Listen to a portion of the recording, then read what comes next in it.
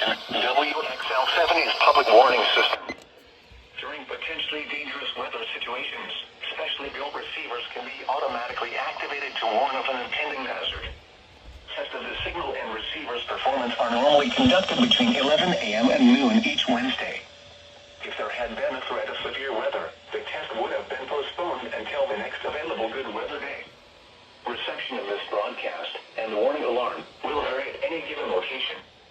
This variability, normally more noticeable at greater distances from the transmitter, can occur even though you are using a good quality receiver in good working order.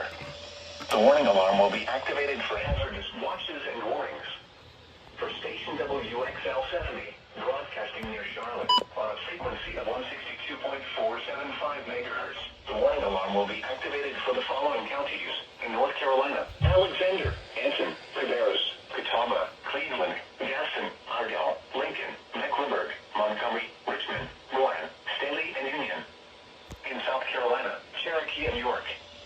This concludes the NOAA Weather Radio All Hazard Storm Alert Test.